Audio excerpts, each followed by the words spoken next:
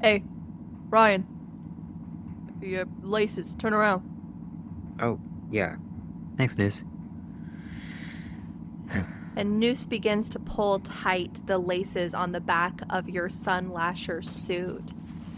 He deftly and with expertise ties the various knots, pins the clasps, layer over layer of this enchanted equipment, binding you in this protective shell before, at the end of tying it all together, pats you 3 times on one shoulder, 3 times on the other, and whispers a prayer you've never fully been able to hear to the primes for your safety, before he mutters under his breath, "We're gonna die today." Mm-hmm. Yep. Ah, that's a bit tight. Any tighter and it'd be a corset, Noose. To his credit, if we end up, getting cooked alive out there, then we pre-made coffin. Yeah, well, let's hope that doesn't happen to any of us. I don't need any of that gallows humor getting in the way of our fun today. And Dreflin punches you in the arm and shakes her unruly head of curls and begins to pin it back with her hair tied to go into the diving helmet and turns around. "You mind doing me up? I don't care to be too tight to breathe out there." Yeah, for sure. You mind moving that bit of hair off to the side? I don't want to get it caught in any of the Oh, clasps or anything. yeah, thank you. Yeah, there we go. Okay, cool. And Orion repeats the same ritual that is, at this point, more muscle memory than anything else, but doing the knots, the clasps, the final zip, and the final pat down to make sure that everything is exactly where it's supposed to be. I'm all set to go? Same here. Noose, everything good over there? Oh, yeah, Dreflin did me up earlier. Can you make sure she didn't tie anything into an untoward shape or something? More than happy to, Noose. Come here. All right. And when he shows his back, you see that a few of the knots have been tied into a shape that is eerily provocative of a certain piece of anatomy, common to many male species. I think Orion, he tries not to laugh. It's not particularly successful, but he gives Noose a hard pat on the back exactly where the knots are, so Noose can feel that bump through his hand and says, "All good, Noose. All tied up." All right, whatever you say, as long as it's secure. Oh, it's secure. That very put upon sigh that you've long become used to. Dreflin looks at you and winks. We share a quiet high five in the background. Yeah, she reaches and she gives you a high five, and then she reaches for the chains that you all begin to loop, one continuously, but looped through each of you in sequence, through loops on your legs, your torso, one at the center of your back. Each of you in turn threading this chain through, this chain that will keep you secured to the ship proper as you begin your work. In the final moments where you are all taking your diving bell-like helmets and fastening them down onto your suits, do you share any words before this particular excursion outside of the city?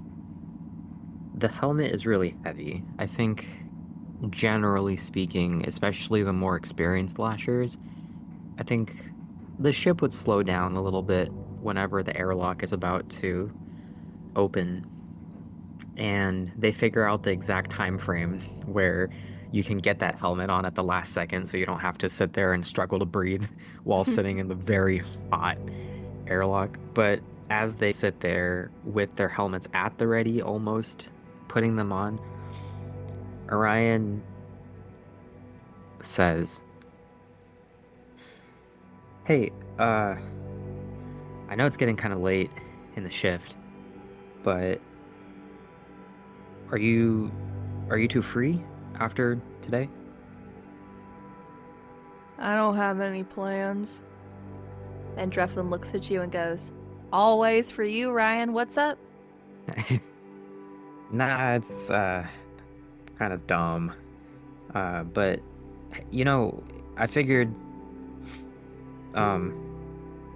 we work hard, get this shipment canisters back in to inventory. How do you guys feel about taking a float around the hole? Like that little area by the side of where mid-deck area is? Oh, It's been a while since we've been. yeah, close to the gears that work the gondola. Yeah. And it's a nice view of the city from there, and I guess it's been a while. I don't know why, I kind of got feeling nostalgic today. So, after we're done, I figured it'd be kind of nice just to visit there, just the three of us for old time's sake. What say you? Well, you know me, I'm always down for a float. Is Spoil Sport over there, the old man, gonna be into it? Nah, come on, news. I am half that girl's age. Anyway, yeah, sure, fine, whatever. You buy drinks afterwards? Huh, if you're coming, then yeah. In that moment of agreement, you all fasten on your helmets and the gangway begins to extend out. You feel the shift of the metal plates beneath you as your airlock extends out in a tunnel from the side of the ship like a protrusion erupting from the side. And at the very, very pinnacle of the furthest extension of this gangway, there is but a moment of pause before the doors open and weightlessness takes you. The vacuum of the void pulls you from behind, and you are drifting out into the absolute nothingness that forms the rest of the universe outside of your tiny, massive city. And in that nothingness, color. Shifting shapes, almost like what we would know as the Aurora Borealis, a vivid chartreuse, dangerous but beautiful, and just at the edges a tinge of brilliant violet. And then you also see a red so deep it's almost maroon, and an orange, and a vivid yellow, and a little bit of indigo blue, and you realize that the predictions were right. This is not merely a storm or a twister, but as the colors begin to shift and move, you see them twirl up in each other and form at their core a brilliant white light, the purest form of radiance. And maybe that raging storm, that beauty in front of you, that captures your attention and the attention of your dearest friends. That must have been what made it so easy to sneak up on all of you. The Rolling Waves present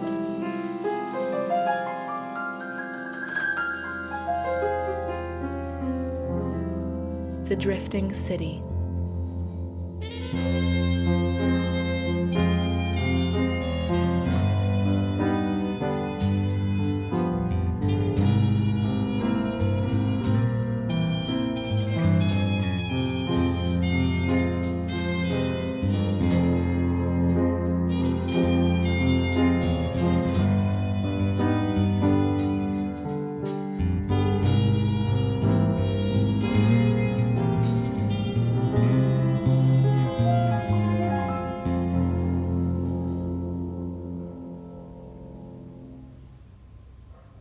We pan down into a small apartment near the fading light.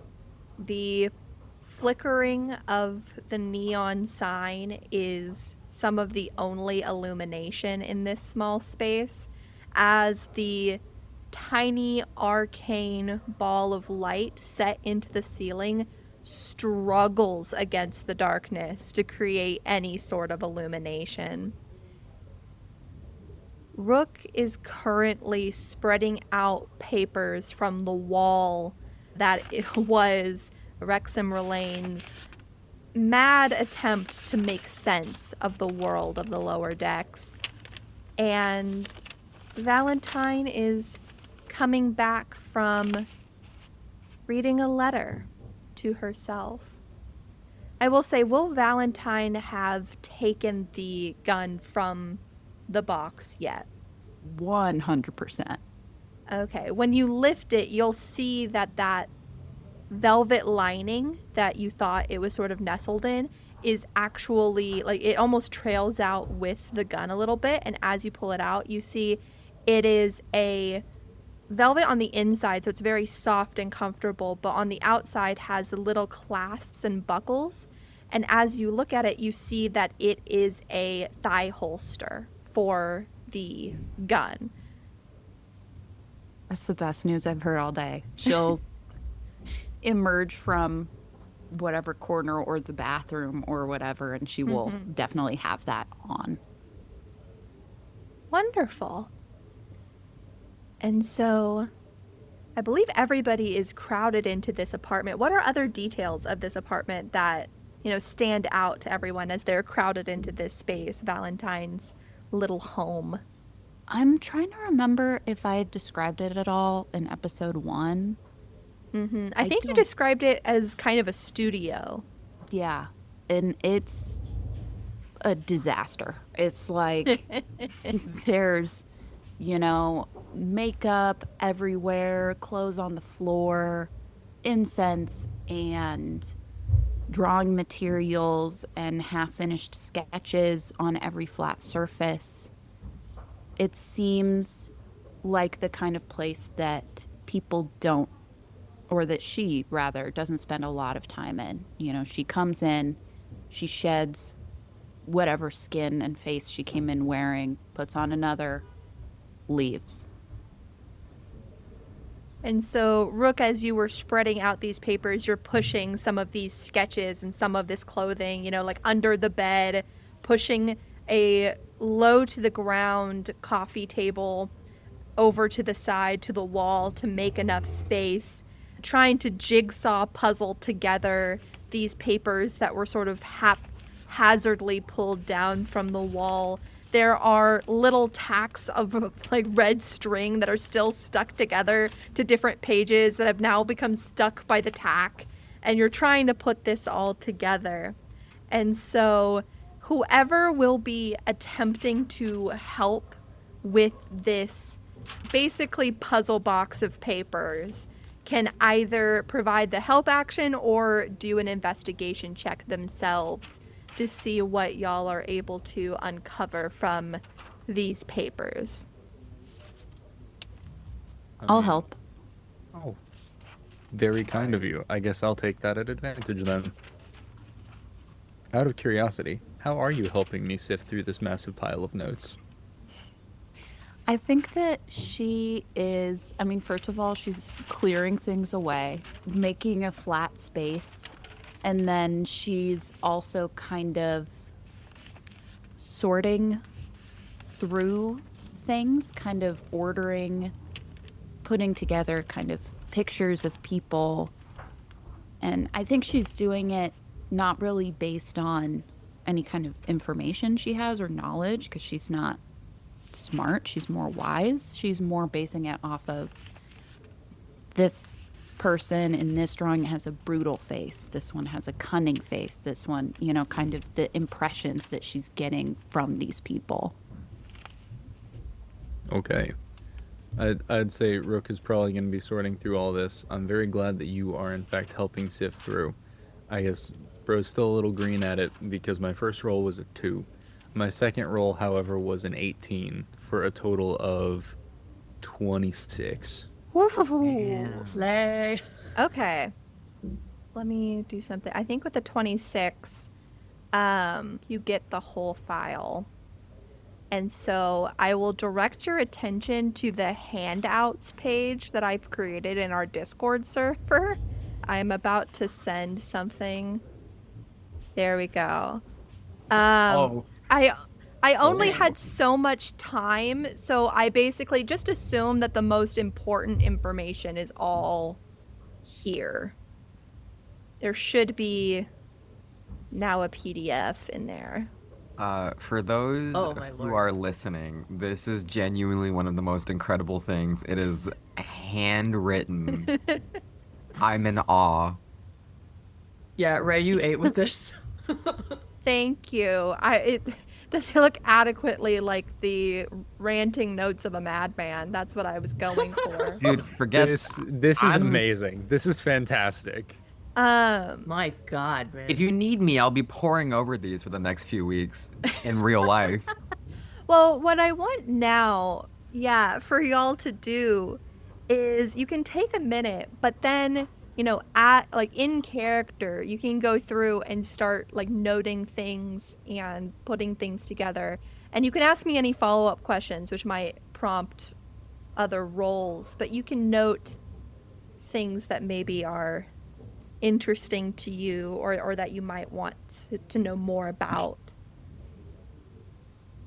Yeah, so I guess what I would like to know from y'all is, in this selection of files, what is the thing that stands out most to your character that you want to highlight and note right now? And we can get one for each person that is examining.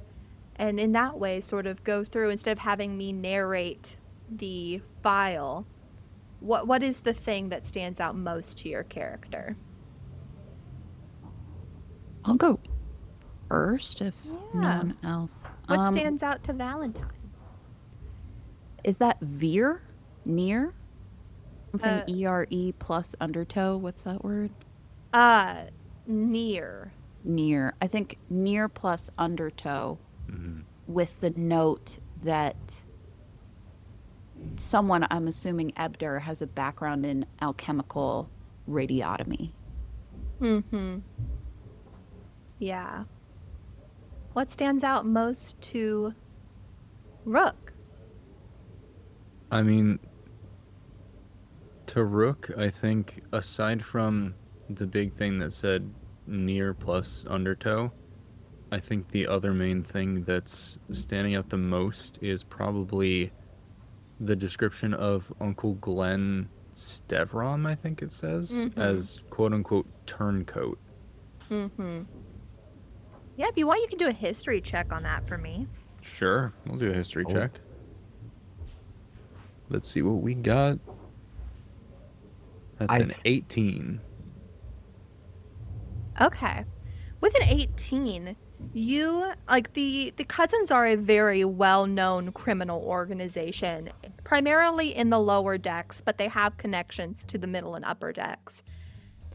Uncle Glenn Stevrom has only been in power in his position as one of the three uncles for around 20 years, a little over 20 years, and he took over after, this is the public knowledge, this is what he took over that position after killing everyone between himself and that position after marrying into the Stevrom family. So he basically married the youngest grandkid of the uncle at the time, who was Uncle Ekin Stevrom. That was the one that was in power before him. And then he married, he married into the youngest grandkid and then killed everybody between him and that position. And so that earned him this sort of pejorative nickname of turncoat. No one would call him that to his face, but he has a reputation for being bullish and bloody and got to his position through nefarious means. So that's what that nickname or that title brings to mind. Good to know. I think what might catch Orion's eye is a note towards the end about how the feds have been in trouble since the Rattlers became active. I think Orion, because he does odd jobs here and there, you know, being a bodyguard, just trying to keep his ears open for new things that are happening in the city, that name doesn't quite ring any bells for him, and he's kind of intrigued as to what that could possibly mean. Yeah, you can go ahead and do a history check for me. The DC is high, but if you don't meet the DC, depending on what you get, I'll give you a little bit of something if you're really trying to focus on your connections that you have to the underground here. All right. It's not a negative modifier, so... Oh, good. What does a 12 get me? Okay. A 12 isn't a 2 or something. Yeah, that name does not stand out to you, and that's the thing that helps you make this connection. So it's not necessarily you succeeded on the history check, but you did do an intelligence check, and it helps you make this connection. You don't know that name, but you've done odd jobs for all sorts of different underground gangs, members of the Federation, cousins, independent actors. You've done a little bit of everything. So you would think that if this was a name that was common knowledge or was widely being disseminated, it would be a name you would have at least heard in passing. So the note here that specifically says that the name seems to be catching on in Federation circles leads you to think, oh, it must be higher up. It's not catching on the ground level. It's catching on somewhere that like your average everyday person isn't hearing this name. Fascinating. Okay. Is Chrys looking over the file?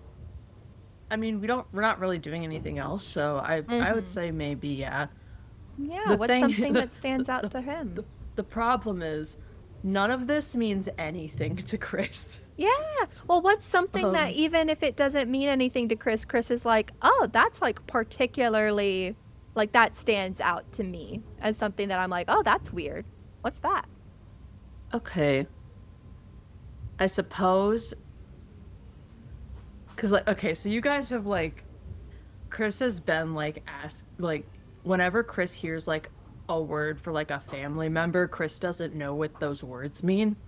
So Chrys is probably wondering why multiple of these people have the same first name, supposedly. Oh. Like, why are all these people named Uncle?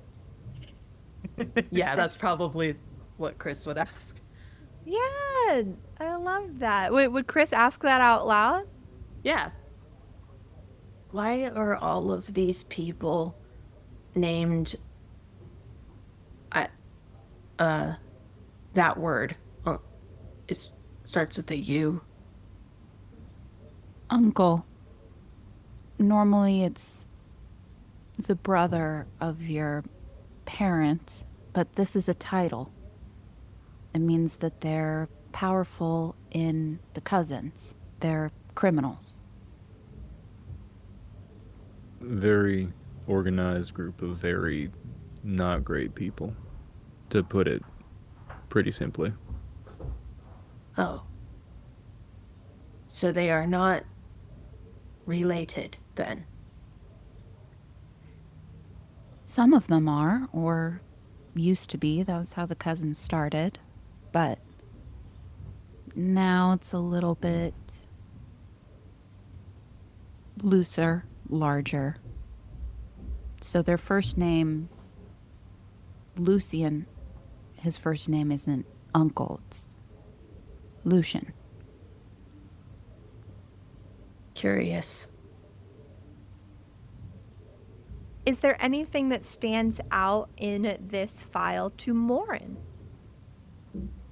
On the page about Uncle Glenn Stevram, there's some information about a bouncer who is bribable.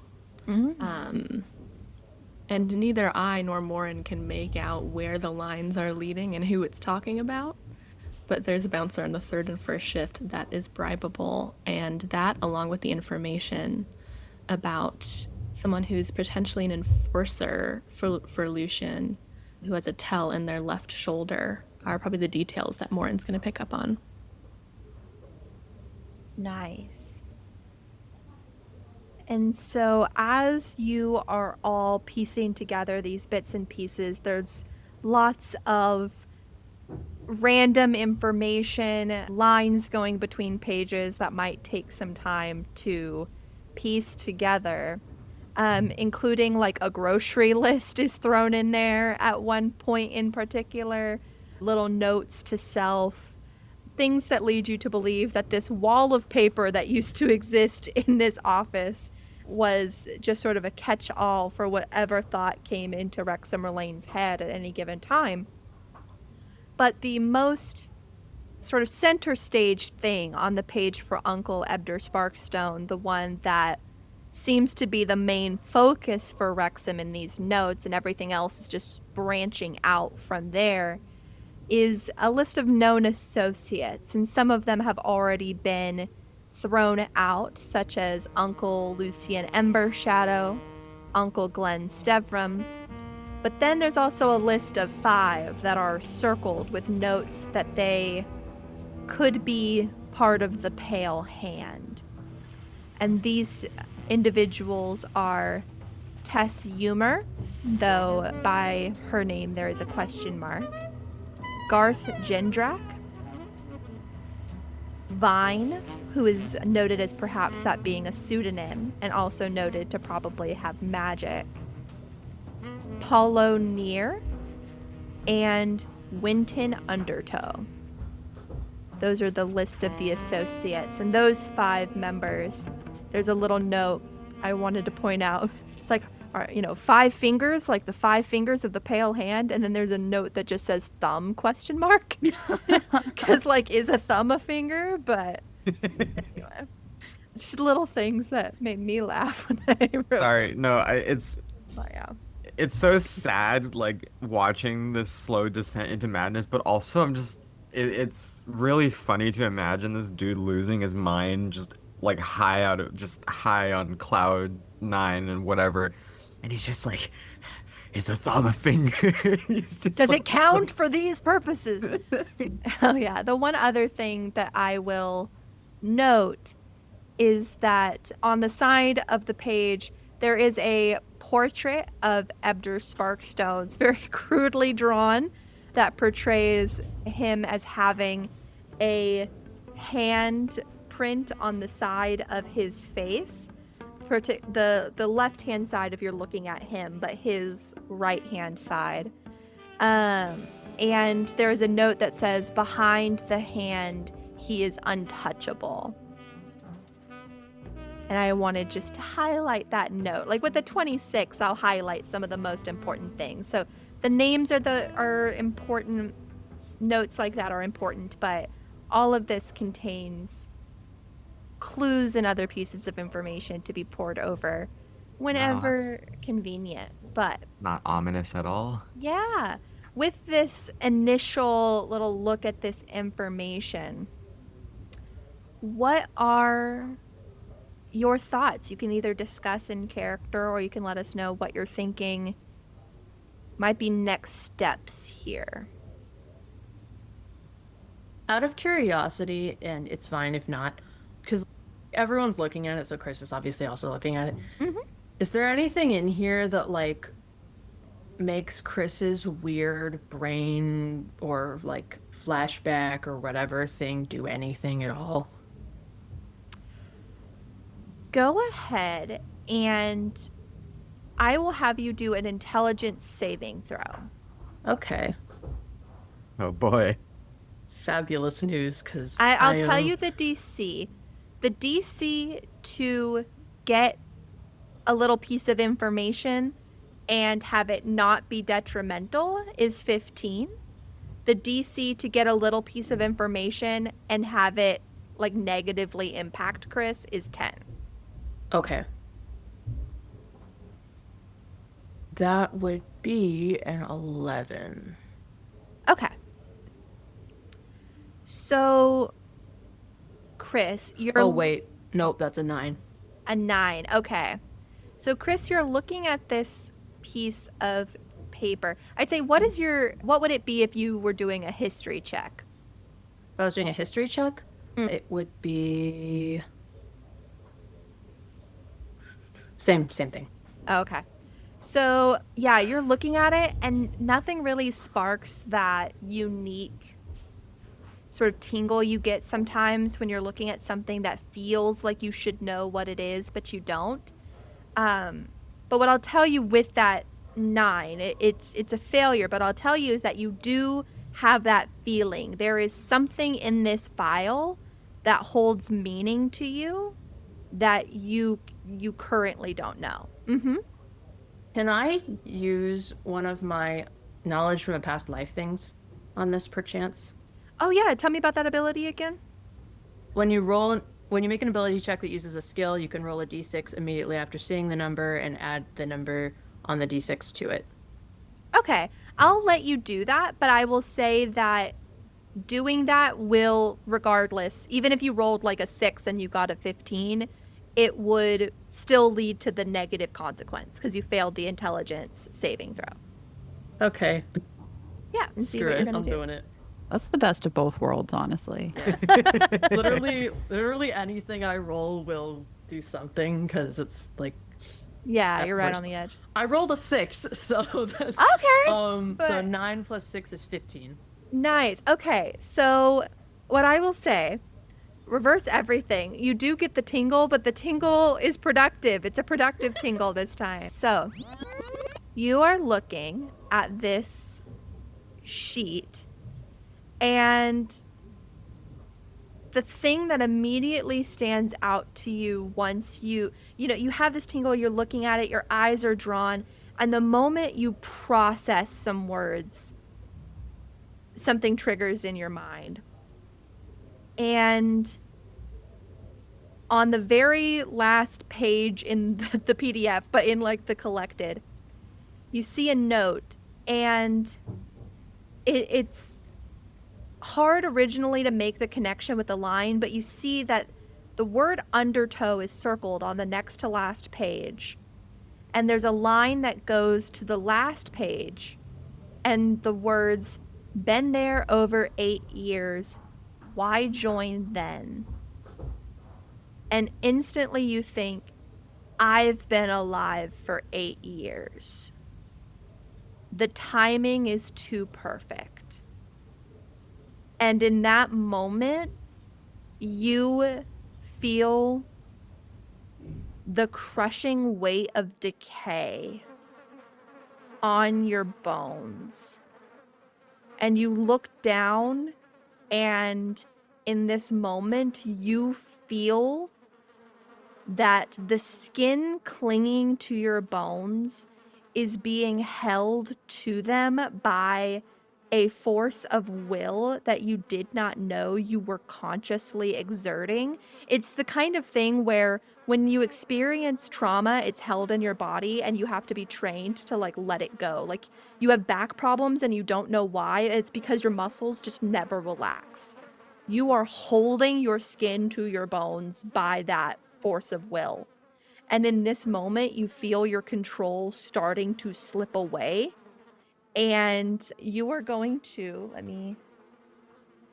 Oh no. take 5 points of radiant damage Yikes. Oh no. as your soul begins to leak out of your body slightly. And you have to focus consciously on not passing on to the next life. As everything in this world, in this universe, in this fabric of reality looks at your existence and tells you you should not be. Oh no. What does that look like to everyone else out of Yeah, curiosity? what does a soul that look exiting a like? corpse look like, Ray? Chrys, what happens is you essentially start crying pale white mist, and you breathe out like you're breathing hot air on a cold, cold day, but the fog is thick and almost has a shimmer to it as you feel your soul leaving your body. And in that moment, you are fairly certain you are about to well and truly die. And then Chanterelle leaps in front of you, uses their tiny little mushroom nubbins, and scoops your like soul out of the air and just kind of starts shoving it back in the various holes in your skin, trying to get it like back into a portion of your exposed rib cage, and then just holds her little hands over it until the episode passes and you are fine again. How are those negative consequences feeling? Whoa, Chris Chrys. is now sitting on the ground. You still with us? Hey, okay, I okay. think I wait, almost wasn't. You. Okay. Could use a little help over here. Do you need healing? Maybe. Okay, Okay, just everybody take a breath. I'm gonna cast Healing Word at a first level. How many points? I took 6 points, right? 5. 5. 5. Okay. I gave plus what? Plus like 5 back. Perfect. oh, lovely. perfect. Fabulous. That's perfect. What does it look like when Valentine casts healing magic? I think that her halo kind of dims and her hands begin to radiate an energy that's kind of white like her halo, but almost opalescent, where there seem to be a bunch of different colors, the colors of storms in the void, kind of playing at the edges. And if you look at it too long, you start to see all of them. And she just kind of runs a hand down Chris's back and puts the other hand on his shoulder and just says, "You're okay. Don't worry. You're fine." Okay.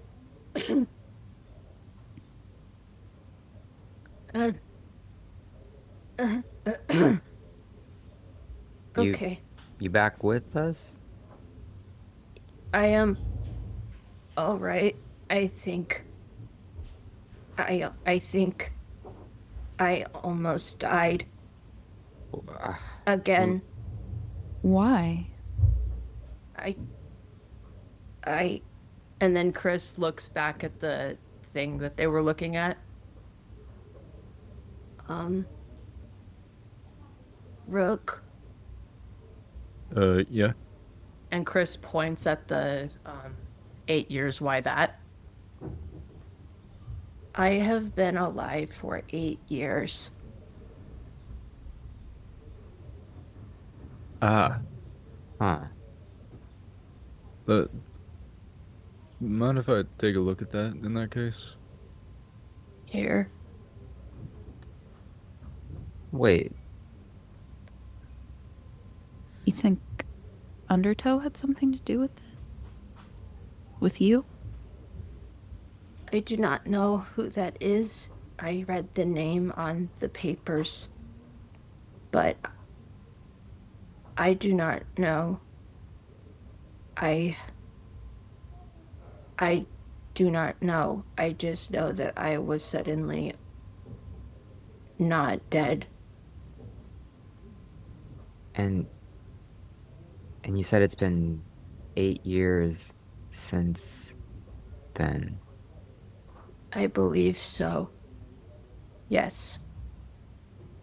Does the name Undertow mean anything to me?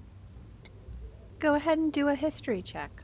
While we're on that history check, does the name Undertow mean anything for me? And Go while for it. we're on a history check, does 8 years ago ring any big event instances to me? Everyone's rolled. Does 8 years mean anything to anybody here? Yeah, have I heard of the number 8 before? Can I roll it?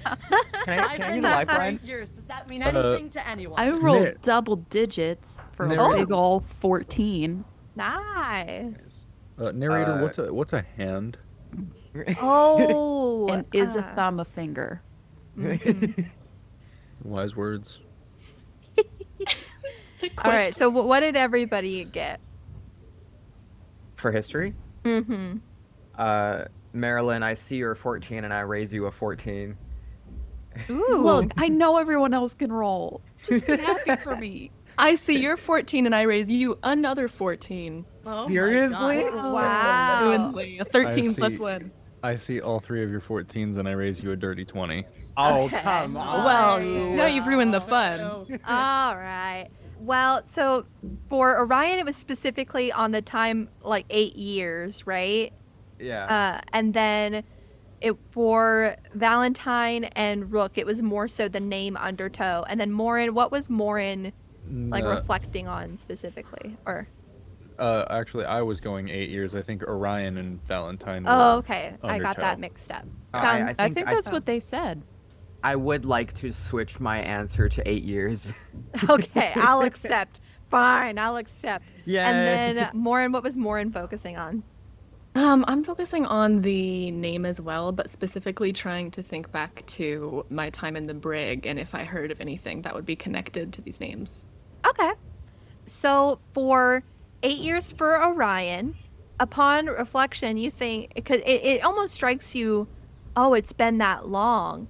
8 years ago is when, capital I, it happened. You know what I'm talking about. Don't I know it? And for the 14 for Valentine on the name Undertow, it does not immediately ring a bell, but you've been trying to learn more about the cousins and take jobs and talk to people. And so with the 14, while you've not met anyone named Undertow or heard too much about them, you think, okay, piecing together with the notes that you have, you've never been able to interact with people who've been in Ebder's inner circle, but, or even in the next to closest circle, you're still in the outer rings. But the people who are managers of the organization, those who report directly to Ebder, are out of your reach. But the people within your reach would have to report to somebody that isn't Ebder, because there's so few people that report to Ebder. And even if that person reports to somebody that's not Undertow, you probably know somebody who reports to somebody who reports to Undertow, right? So you think that if you did enough legwork on the street, if you talk to enough people, you could probably talk to somebody who's met this guy, if not find a way to meet this guy. In fact, as you're looking at the list, this is probably the one that you have the best chance of just meeting casually. And then for the 14, for your time in the brig, thinking about it, what you do know, because you were there for a period of time, there's actually not that many people who spend prolonged time in the brig. So you would know none of these people have. None of these people have spent an extended period of time in prison. And that is interesting. And you would think that in the higher echelons of a criminal enterprise, maybe somebody would have. But also maybe in the higher echelons of a criminal enterprise, maybe there's enough pull there to make sure nobody does. And so you would just know, okay, it's strange that none of these people have been in prison. And maybe that hints that there's some pull there in law enforcement or otherwise to just ensure that doesn't happen. And then for the dirty 20, reflecting on the 8-year timeline, 8 years ago, you are aware with that dirty 20 that the cousins, a little before 8 years ago, probably 9 or 10 years ago, the cousins started poaching people from other criminal enterprises. There had been a sort of unsteady understanding that you just don't do that sort of thing. Everybody keeps to their own. There's a balance, you know. Every now and then someone shoots somebody, but the right people are punished and we just keep on going. Like there's no, you know, there's an uneasy peace. But over the past decade, the cousins have been really testing that line. Recruiting more and more people from the Sparks and the Everbrights in particular. And 8 years ago, you're thinking, okay, well, it's right about that timeline when a lot of people started joining the cousins from these other organizations. And the cousins started expanding into more than just street toughs and started recruiting people who were more and more, let's say, sophisticated, but in a sense of more so specializations and talents that the cousins didn't normally branch into before that point. And that's what stands out to you with the dirty 20 looking at that timeline. Curiouser and curiouser. Is curiouser a word? It's from Alice in Wonderland. Hey, I have Chris That'll do use it. that one a lot. I think our next step, unless anyone has a better idea, is to try to get some FaceTime with this undertow. So it would seem. And that's, yep. Yeah, fair enough. Only direction we got. We've got a lot of directions, but this seems like the most promising. I can answer Only- some questions for Chrys, too, maybe. Yeah, probably get some answers there. Yeah. Real quick, narrator, actually. Mm-hmm. With all of the Chrys weirdness happening just a sec ago, was there any other associated weirdness in the area that I was getting a vibe of? It depends. When you're focusing on an investigation, do you sort of keep that sixth sense open, or do you kind of close yourself to it a little bit? See, as much as I would like to say that he can just sort of focus on it, he cannot make that go away by any means to an irritating degree. So I would say it's just kind of passively going. Okay. So I would say roll a insight check. Oh, interesting. Okay. Let me see my stat for that, because I never roll insight, because I don't listen to people.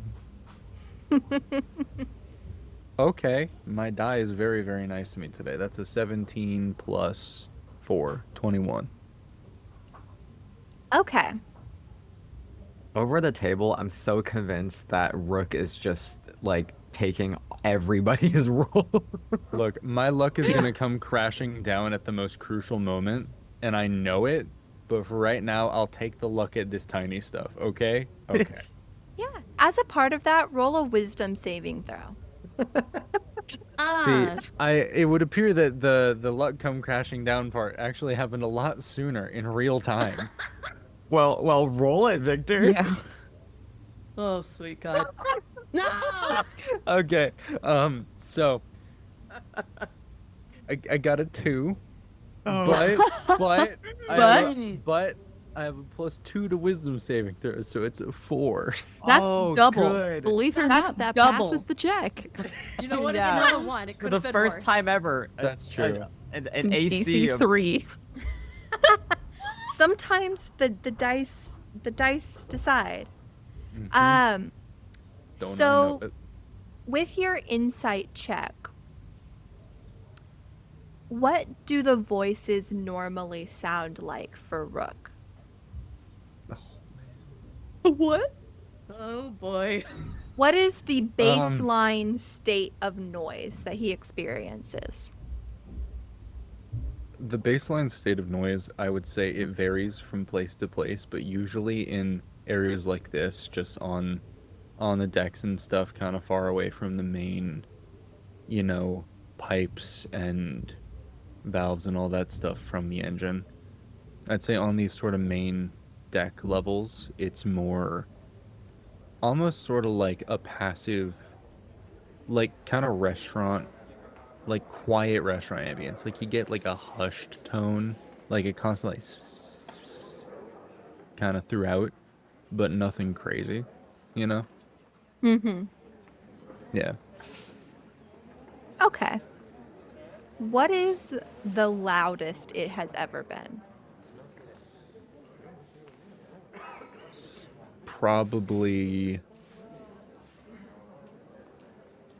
Probably when he was like right on the brink a couple of years ago.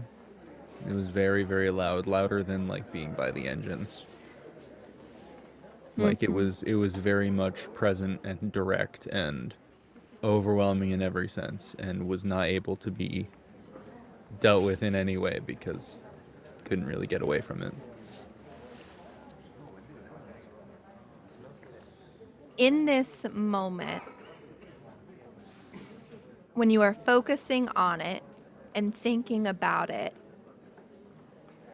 we're going to flash back slightly to that moment where Chrys's soul was leaving her body.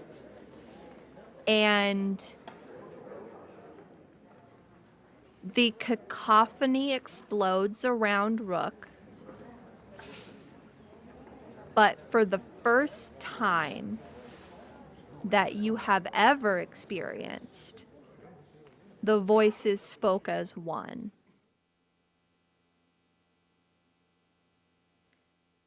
And they simply screamed. The same scream,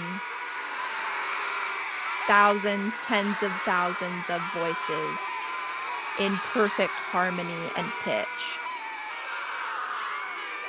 screaming as one. And by failing your wisdom save, you understand what that scream means. Viscerally and impossibly, you understand. Risen's dead remain. Your theories are confirmed. You know this for a fact. There is no peace, there is no afterlife, there is nothing. There are only ghosts. Oh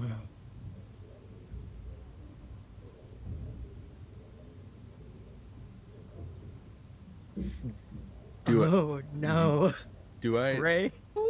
come to this awareness like a good bit after processing it? Like, Yeah, I'll or say is it- maybe like in this moment, like it takes you a minute to like, for a second, your senses are so overwhelmed and the feeling is so powerful that Rook goes to the defense mechanism he's always had of just like, oh, what about the timeline and the mystery and the investigation?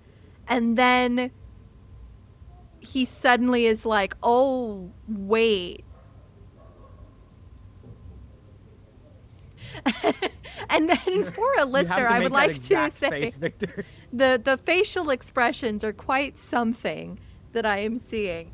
My hair is standing up right Yeah. now. None of us are muted. We're just Yeah. stunned. It is just Jaws drop. it is just Silent. speechless silence and the most exasperated facial expressions you've ever seen. I am thoroughly horrified by this Oh revelation. no. So what is Rook like? What are we seeing? Yeah. Wait, like, when does did his this face look happen like? roughly? Like in the moment? You here? guys are discussing like the timeline and connections, thinking maybe you need to speak to Undertow, and then suddenly this is what you see cross like Rook's face. So it was like Chris's soul leaves their body. Chris explains what happened. Everyone's like, "Oh, what the heck?" And then Rook is like, "Oh." So actually, no. To paint more of a picture, as it's happening and as he just kind of checks out for a second and is like, I wonder what the significance of 8 years ago is. As he's thinking about it, all of a sudden, anyone who can see him, he's already a pretty gaunt dude. But in that moment, as he's doing this and he's like thinking to himself, like his eyes just kind of go wide. And it looks like he has aged probably about 5 years in like an instant from how like sunken in his eyes look. And you just see kind of these two almost what appear kind of like magma of tears just streaming down his face.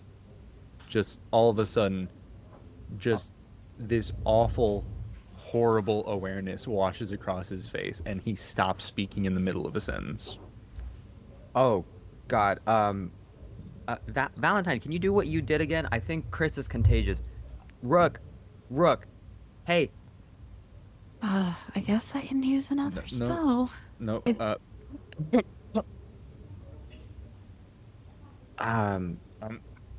I'll go get. Nope. I'm okay. I'm sorry. I'm good. Sorry. What happened to you? Just thinking about the case, thinking about just old stuff. Inside check. The battle of wits continues between our resident bards. This is the battle I mean, of wits. come This is a on, man an making obvious lie making the demands most- an insight check. Yeah, this is a man making the most garbage attempt at a lie because he is too thrown off to think of anything more convincing. There's no way any of us 15? believe this. 15. You know it is absolutely not true in the slightest. You get the sense that probably it does have to do with old stuff, but it is definitely not nothing. And it's definitely not just some random information. You're not very good at lying. So you may as well just tell us. Yeah, I'm not the smartest guy, but that didn't look like. I've seen you think. That wasn't thinking. That was. I don't know what that was. Just lights up a pipe again because he is coughing profusely after that whole little episode. Not the best look for me. Normally I can lie a little more convincingly, but it's a little difficult to do so when you just heard probably thousands of voices all screaming at the same time. I'm sorry? Did anyone else hear that? I didn't hear that. I want to make sure I'm not alone here. No, I didn't hear that. I definitely didn't hear thousands of... Wait, Chrys isn't contagious, is he? No, Chrys ain't contagious. That's not what it is. I'm sorry if I made you ill, Rook. I did not know I could do that. Nope. It is tangentially associated with you, but not you directly. Not you directly in any way. Okay, I'm gonna excuse myself. Sorry about that. Don't want to get a bunch of smoke in your place. I'll be outside for a sec. Can I stand near the door? Just to make sure that he doesn't have another episode. certainly can. Yeah, he's just gonna start trying to walk outside. Yeah, I don't stop you. I'm not gonna go through the door, but I'm just like, in case, the screams of the damned return, like there's somebody to catch him. Rook, come back. We want to know about the screaming. Oh my god. Do you say it in that tone too? Yes. Valentine is like, I've heard too many men talk about the screaming. I just get it off your chest. Just walks back in the room, just kind of shaking out the rest of the smoke from the pipe, just as he was clearing his lungs. You can smoke in here. I'm not going to get my security deposit back anyway. Yeah, in the spirit of honesty, I just kind of wanted to walk out for a sec. Well, if you want to walk out and then come back and tell us the truth, you can. You all remember how, when we were down closer to by the engine, down in the hull where we found Chrys? You all remember how things were starting to feel a little weird, right? And Morin, I think you were having a pretty hard time with it, right? Morin gives like a solemn nod from where she's standing against the doorframe. Yeah, this was along the lines of that.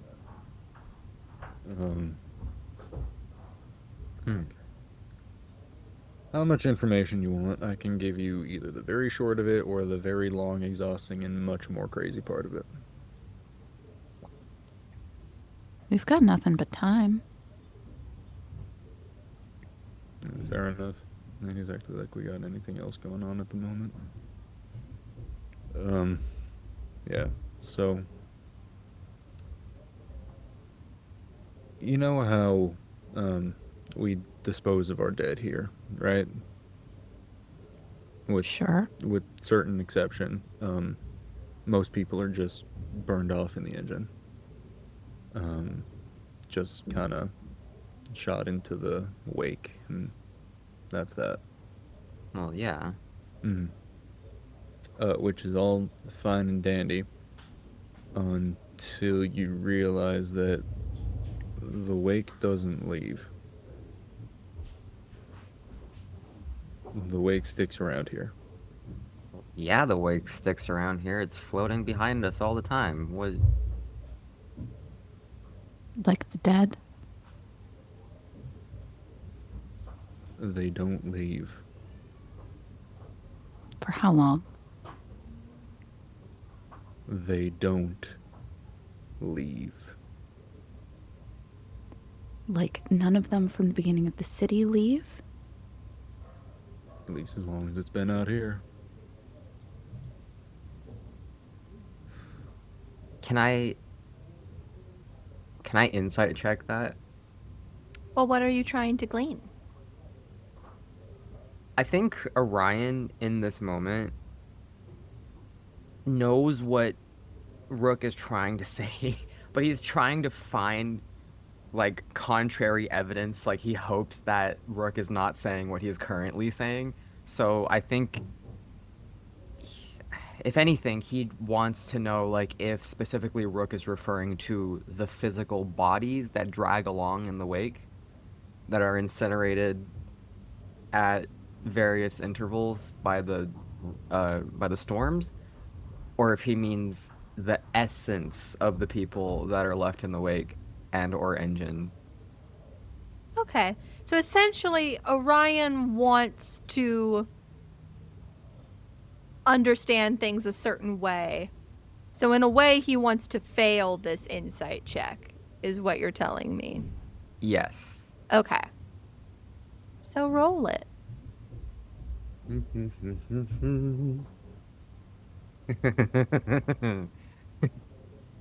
That's a grand total of 8. Okay. You're able to deceive yourself. You write it off. You're like, okay, this is fine. whatever cognitive dissonance you must hold in your mind in order for this truth not to weigh on you, or what you perceive as truth.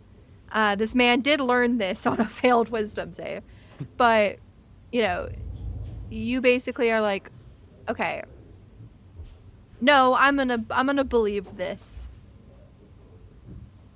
If I may ask, I hear the words thrown around quite often, and I have discovered or figured out that they mean what you just said, but what is the wake exactly? It's the back end of the ship. It's the trail that's left by the engine as we, keep hurtling through the void at all times, constantly. And you throw your corpses into it. We do that more in the engine. The wake is really more reserved for... I just real quick, I want to clarify because I think there might be a misunderstanding. Bodies are not burned in the engine unless they're part of the cult of the crew. All bodies are disposed of in chains behind the ship and then burned in the radiant storm. That's right. I am understanding. I misremembered. Apologies. I misremembered. Yeah, you're all good.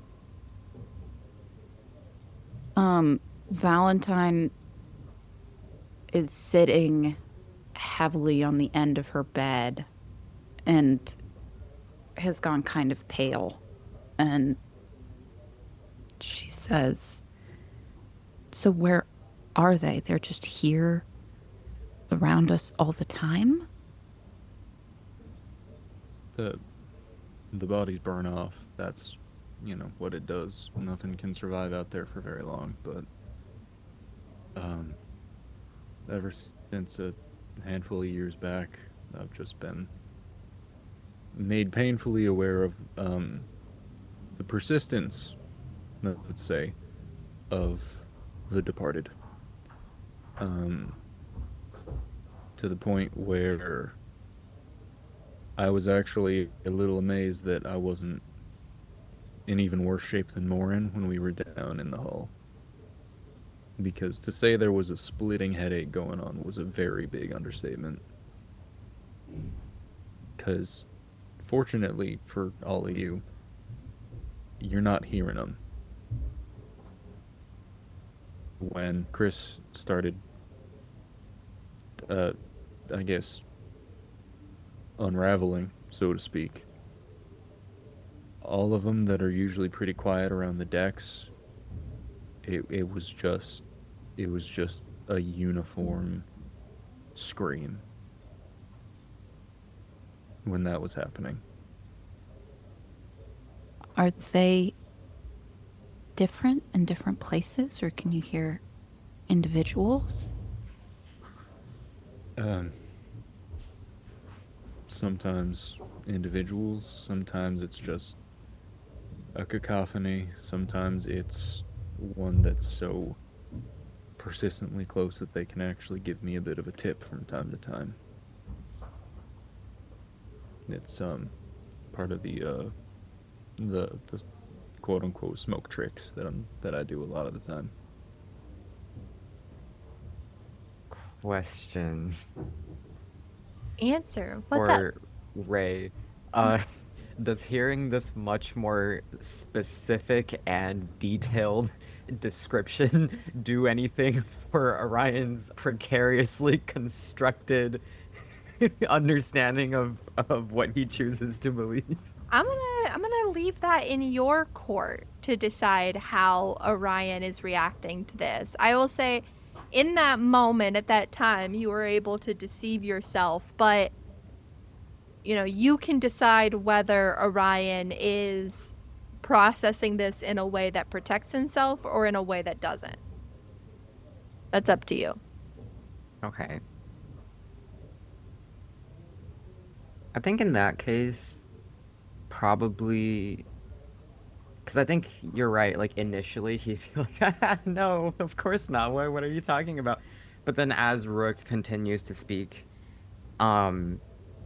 it just becomes too pointedly obvious that he's talking about the literal, like, souls and essence of the people that were burned away in the storms. I think if anyone, I mean, like, we're probably all looking at Rook right now, but if anyone cares to notice, really, like, you see that Orion has gone very stiff and he looks vaguely nauseous about something. This is crazy. Rook, you're hearing voices, and then you expect me to believe that because of that there's no escape from this place. Have these voices said anything to you? Is it just the screaming? I'm not hearing voices. How close have you come to joining them? I preferred if everyone would be a little bit less cryptic right now. I feel like there's a lot of talking around the topics, and you're talking about hearing the voices of the dead, and I feel like I need some direct language. Great. How close have you come to being dead? How close are you currently to being dead? Are you implying that you're close to being dead? I'm asking you how close have you been, or how close are you to being dead? That's my question. You I'm wanted not. me to be direct here. This doesn't feel direct. It feels like you're getting to a point about yourself being close to being dead. No, Rook, I'm not close to being dead. Great. That usually does that. I'm amazed that Chrys isn't hearing this, but, you know, that's... Should I be? No expectation there. That's... I have no clue why this is happening or how. It is terrible, and I'm very happy that you are not hearing it as well. So, Rook, you're saying that if you're close to being dead, that you would be able to hear the voices? What are... I don't know how it works. I don't know the ins and outs. I haven't exactly pondered it in an academic context. What I have, and what I do know, is that ever since a couple of years ago, I have been hearing them. And it is ceaseless. And it is constant. And the thing that preceded it was as close to death as one could reasonably be. How many years as a couple? Let's see. If it's 8 years, I'll Rook. Get squatting. Cannon. So true. I mean, 10, 15, 20? it's about 9-ish, give or take, when it started. But, I mean, I suppose more when I started hearing it was around... Orion, don't hate me. It is around 7 or 8. I'm so sorry. So it's possible that that's when it started happening, that you started hearing the voices and that's when the dead stopped leaving, right? I suppose that could be a possibility, but if that was the case, I would have started only hearing one, right? I would have started maybe not even hearing any if it was only, starting then. It's been a good amount since the start, and I feel like I'm absolutely insane for saying this, and I honestly perceive you as a little more insane for actually taking it seriously, because I usually have kept this pretty close to the vest, just because obviously no one would take this seriously.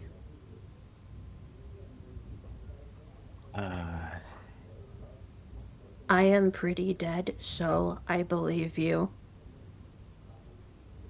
No, Rook. You said that you started hearing this. You said around 8 years ago.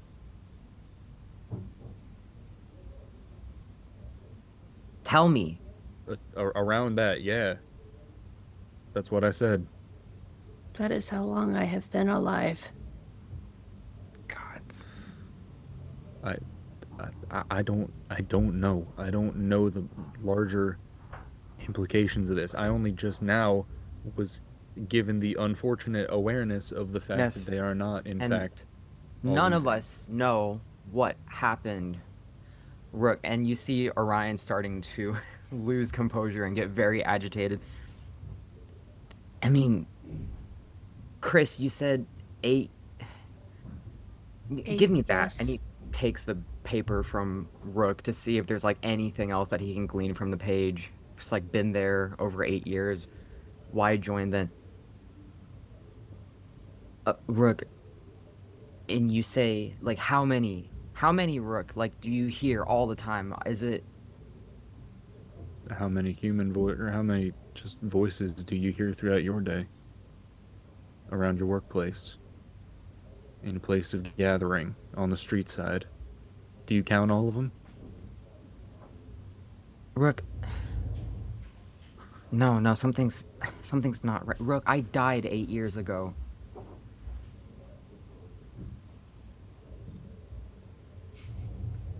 I beg your pardon?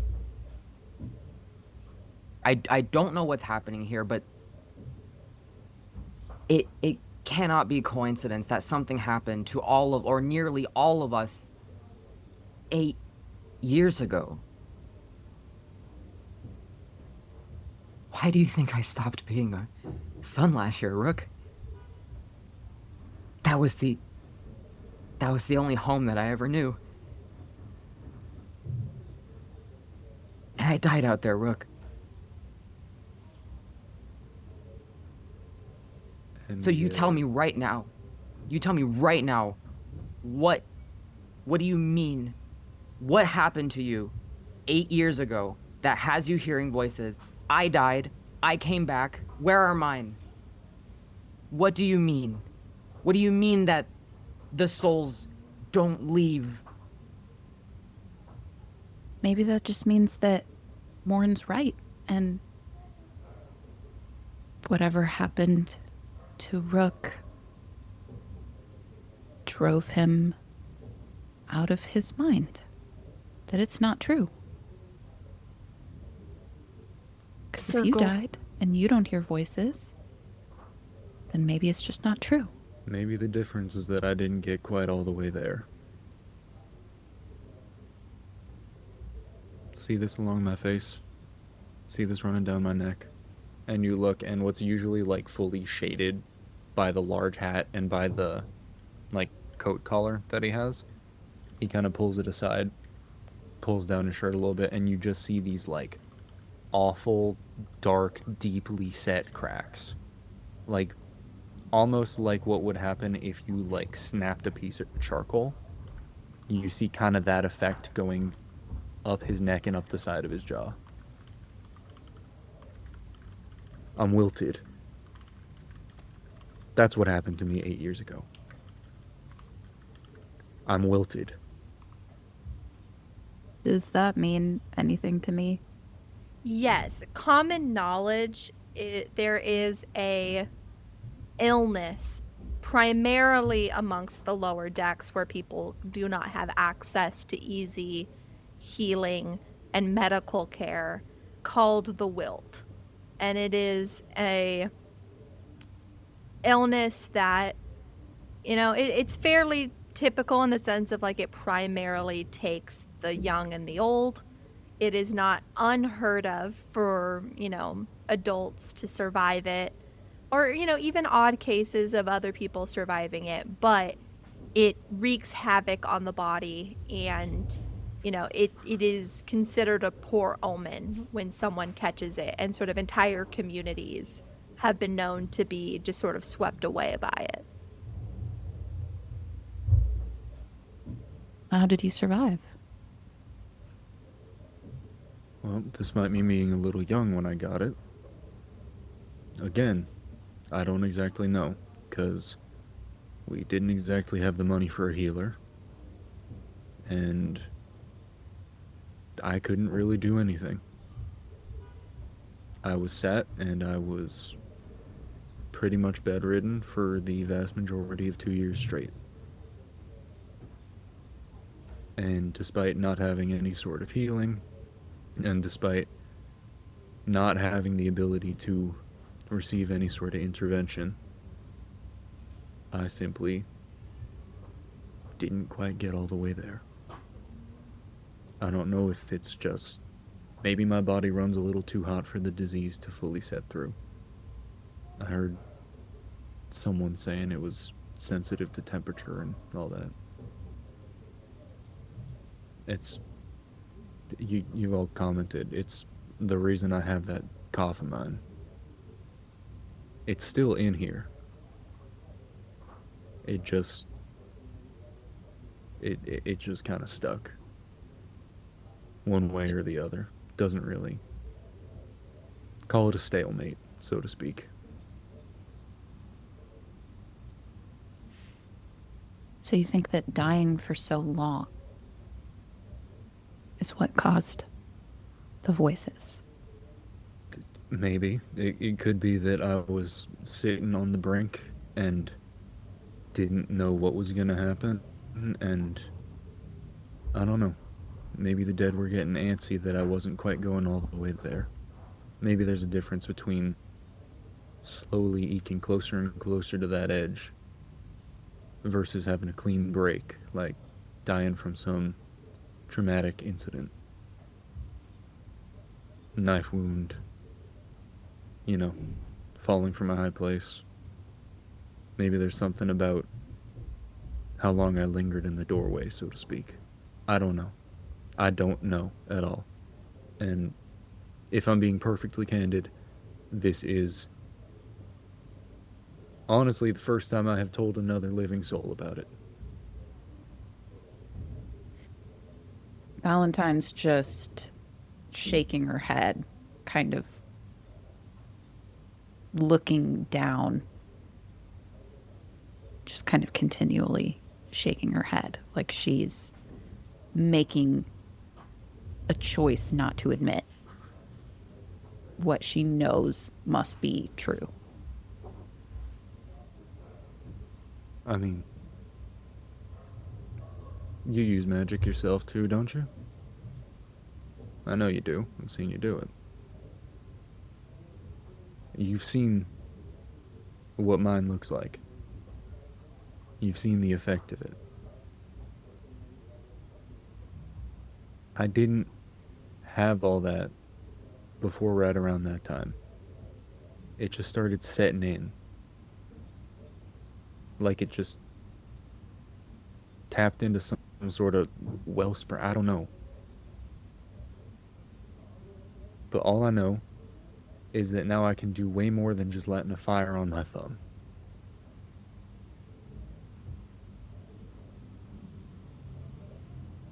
I believe you're telling the truth, Rook. I believe you Insight too, check. because Insight check on all of them. I don't believe a believe you. word you say. All of them. Specifically Not a because it's coming from word. Valentine. I feel like Morin is Exactly. like the one voice of reason who's like, hey, maybe you're just crazy. Maybe we don't all need to shift our entire theological and Here's the thing. psychological worldviews. Chris is a neutral party here, and also Chris is undead. So Chris is like, Right, yeah, Chris I is believe like, you. This is sure. not the weirdest thing I've ever heard in my life. I am Yeah. undead. Morin's I needing to circle believe- back on the Orion dying thing. That was Yeah. never elaborated on. Yeah, let's go back. I mean, it was kind of elaborate on. We'll, Anyway, we'll circle back Oh. there. Yeah, sorry. I got a 19. Okay. Well, does Valentine believe him? I think that with a 19, I rolled persuasion just to check and only got an 18. So I think that you see that she is choosing her words very carefully. I think you can tell that she believes you're telling the truth, as in she believes you believe what you're saying.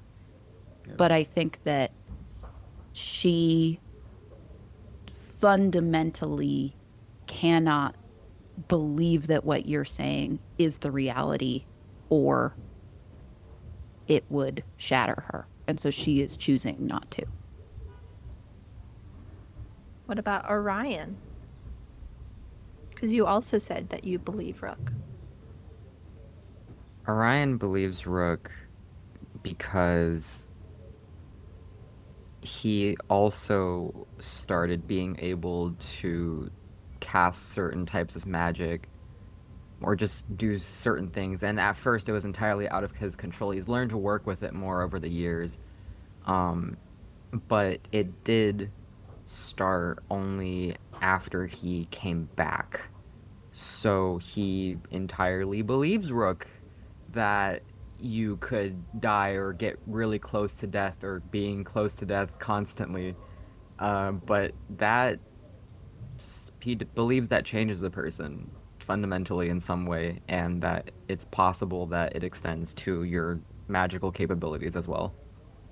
What twitch or tell or fidget is plaguing Orion in this moment that isn't his?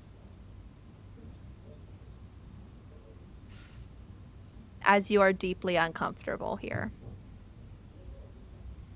Orion is wringing his hands, and it looks a little out of place because the rest of him is so rigid, but his hands are wringing together with a fluidity that doesn't look quite all his, set against how tightly he is holding himself everywhere else. Okay.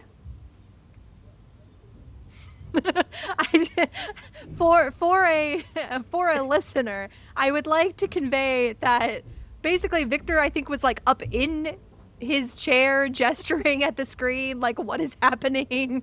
You know, Marilyn is shaking her head like, what is going on? Everyone is like, I don't understand. Porter is taking a sip of tea. I would Yeah. like to insight check that, please. Oh, sure. Give me an insight check. Oh no. Oh, fantastic. That is a 19. I'll give you something with a 19. You look down at your own hand and see it bending into a shape subconsciously. And you recognize this tendency within yourself to do things, or say things, or think things that feel like you, but not the you are now. And you don't know Orion's whole deal.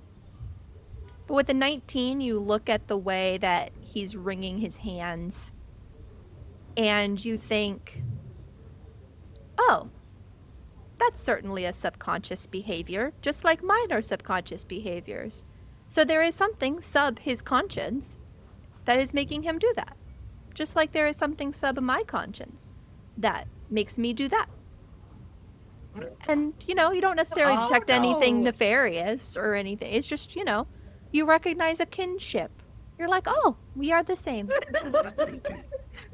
Sorry, the unbreakable raises, like, bond formed 10 between alarm two, bells in my head. between two dead people who just wring their hands constantly. Just like rubbing them together. Sorry.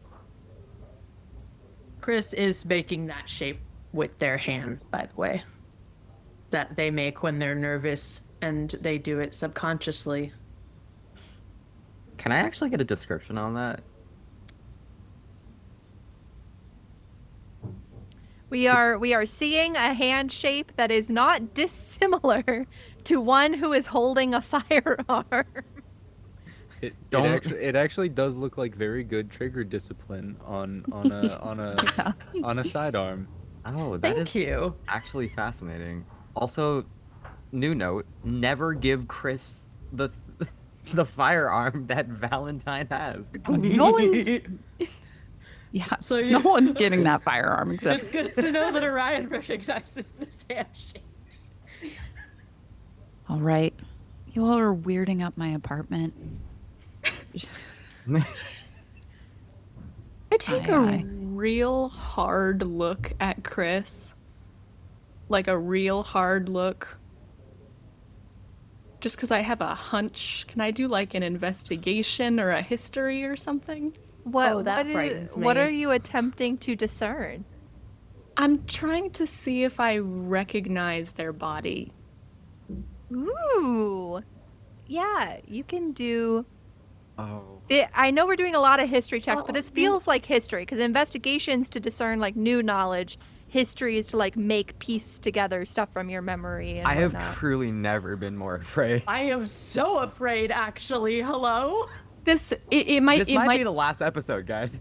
it might be be Yeah, absolutely all- nothing. all I the think it lore's- might be all the lore's absolutely coming nothing. out. I think we just solved the storyline. I think it's good.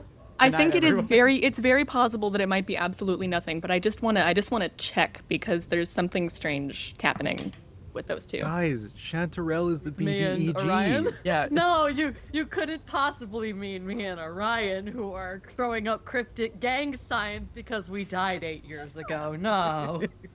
Yeah. Great That's, dying that results in throwing cryptic Yeah. hand signs. that's an 18. Okay. What is Morin's hunch? Just so I know what kind of information to Well, give you. the problem is that I as a player have a hunch, but as a character I would not have that specific hunch. So I'm trying to see if the character would make a connection. Okay. Well, what is the but it's based what on- is the it's- player hunch? Yeah. It's the player hunch. We could mute if it's. Yeah. Yeah, everyone Yeah. turn your ears off. Okay, hear me out. I think that Orion's entire backstory. I think that Orion did actually out in the void, and Chrys. Now, Orion, Chrys thinks that is just a hallucination, a manifestation of their. Right? But actually is real. Ryan is a secret by Chanterelle into our party to keep tabs on us because is the captain of the first council. The secret captain of this ship, and we are all being infiltrated. Oh, I see. Okay. I will say with an 18, examining Chrys and Chris's facial features, they do not look like someone you recognize from your past. Okay. But with an 18, I will say that they don't look like someone you recognize from your past, but there is something to the story that you're putting together, the timeline and all those things. You are not correct in this hunch, but like there's something there. There's something about this connection that is maybe worth trying to pull on a little bit. Okay. Thank you very much. Okay, come back. So, Valentine has made the comment about weirding out the apartment, and then Morin has been given the stink eye to Chrys a little bit. No, not the stink eye, just the inquisitive eye. Little stank to it. What's next for our investigators? Rook is gonna very insultedly look at Valentine and just go, "Oh, so you all could weird up my apartment and make it no longer hospitable, and now this is a problematic quantity of weird?" Okay. Orion announces that he is going to smoke 3 cigarettes and then be back after he is done smoking them. I don't plan on us being here in 3 cigarettes length of time. I think we have a direction. I think we should follow it. Okay, well, I'm gonna go smoke as many cigarettes as I can get through until we leave. I think maybe you're underestimating the speed at which a stressed man smokes. Not know what weirding up means, but I am sorry for almost dying in your apartment. You're fine, sugar. Don't worry about it. And so I think Valentine, I as a player don't know the name of the contact that would be the directest link, I think, to Undertow. Yeah. I think that Valentine would realize that, okay, probably the best place to go would be to some of my contacts down in the warehouses close to the engines again, because that is the place where a lot of, underground stuff is happening, and a few people who know people down there, and you think that would be a good place to start. But you figure that's not where I'm going to find him, but that's where I'll find the trail. And, once you start asking around, I'll have you do investigation or persuasion, and, we'll lead you sort of on from there. But that's sort of where you start. Where to start asking, and then rolls will determine from there where you are given information to go. Okay. I don't know where he is, but I know where to start asking. Do I think that it would be better, based on knowing the situation, does it seem like it would be better to leave everybody at my apartment or take them with me?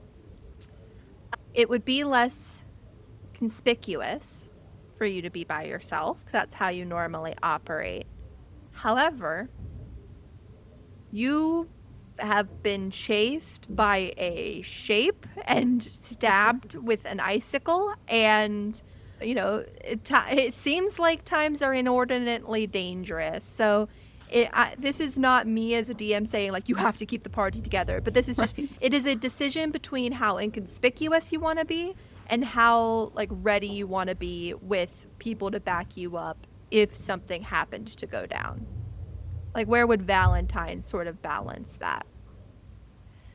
I think Valentine would come down on the side of maybe take one person. Mm-hmm. So I think Valentine will say, I know where to start. I don't think we want to bring everyone. We're conspicuous enough, but Morin, if you wouldn't mind coming with.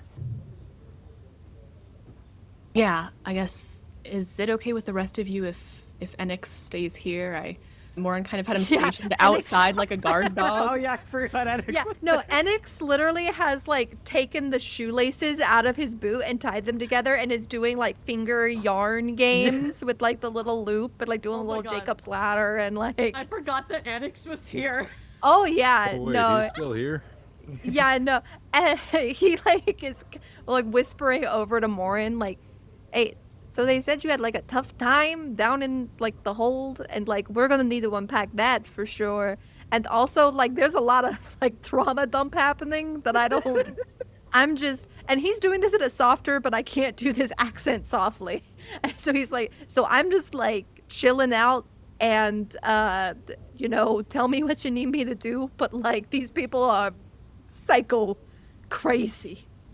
Yeah, as soon as Rook was I see dead people. Enix is just over there oh, okay. Enix has fully squished into the corner between the coffee table and the wall, and is just if I'm not perceived, the weird can't touch me. Hey, Somehow less social graces than Morin. How stealthily can I cast a spell real quick? Hey, whoa, leave him alone. Roll a stealth check.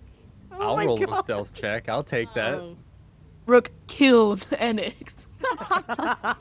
End Rook episode. casts fireball centered on Enix's face.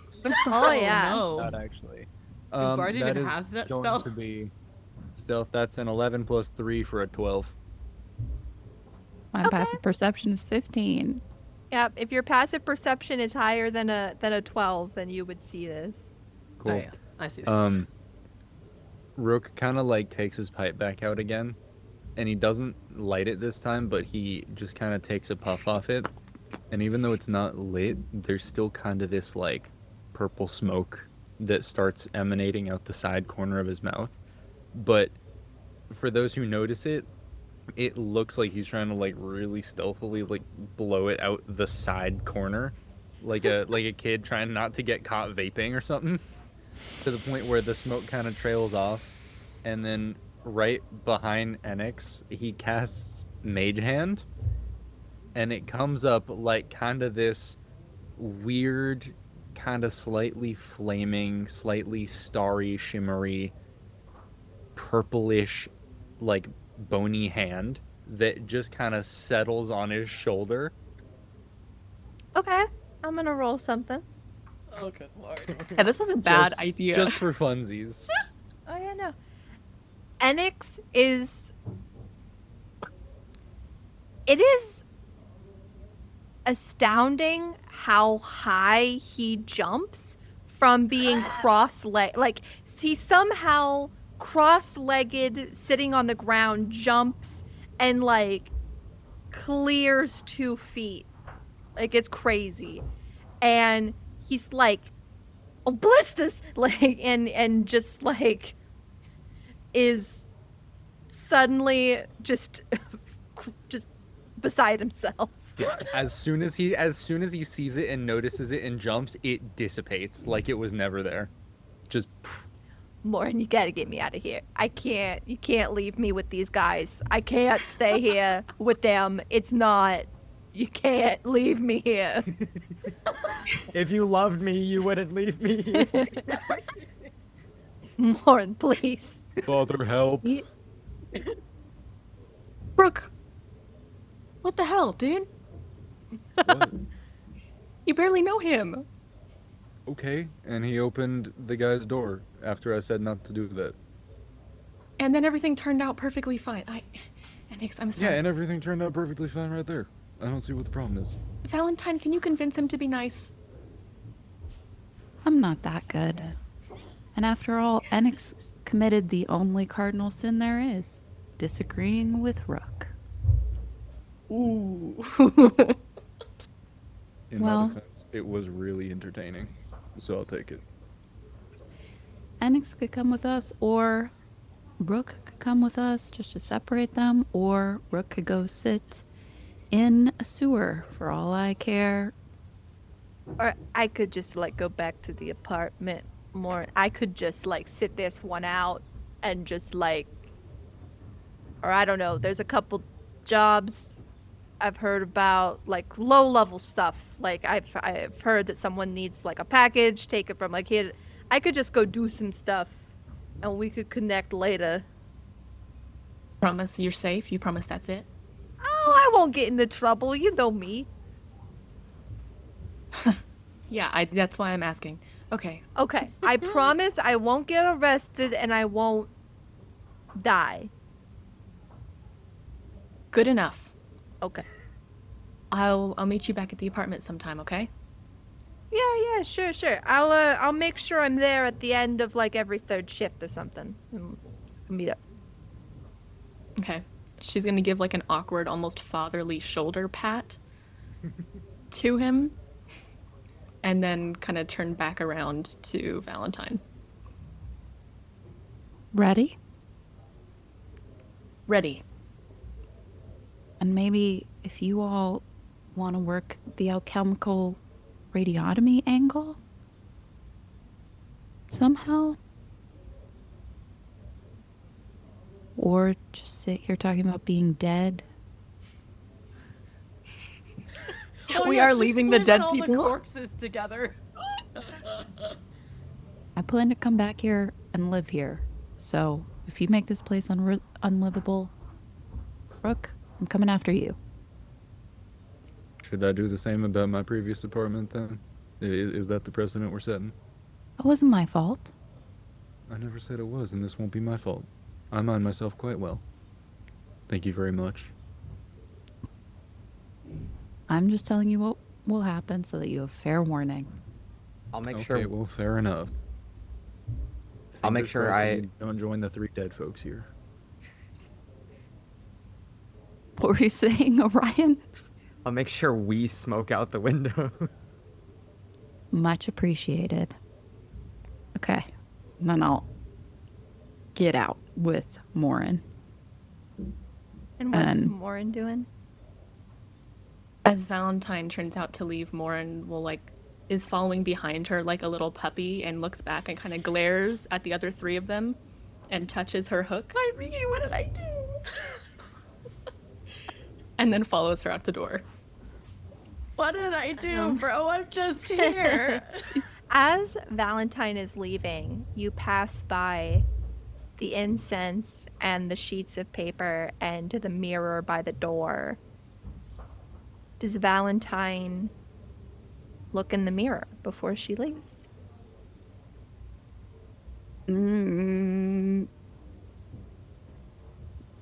Yes. When you start with that's always a good that's always Yeah. a good This can sign. only be Oh good. yeah, totally. All Valentine sees is the ghost she always sees. And thinking about all Rook has told her today and the fact that she needs it to not be true, she looks at this ghost and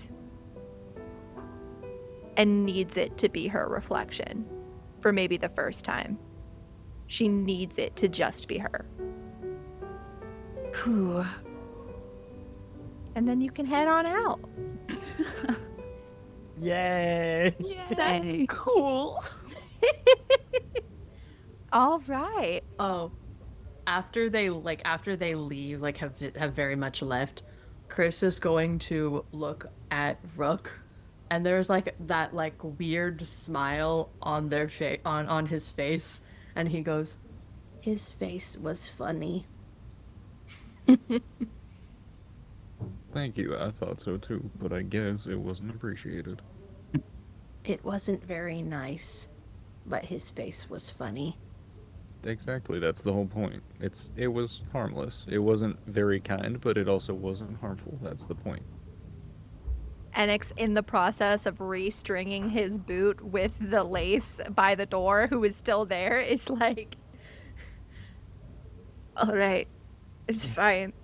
Look, okay. "Oh, I meant to say that like after they'd all left, but Oh no, and I honestly, this one's kind of funnier. No, it's fine. I get it. It is funny. It is okay. I'm gonna, you know what? Real quick, Uh-huh.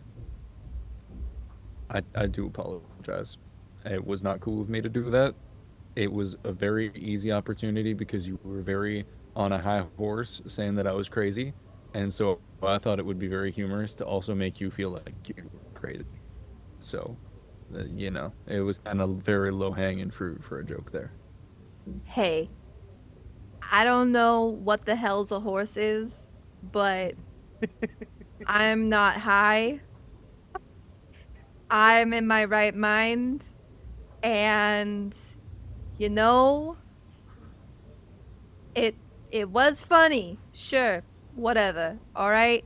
I'm gonna leave. And you know what?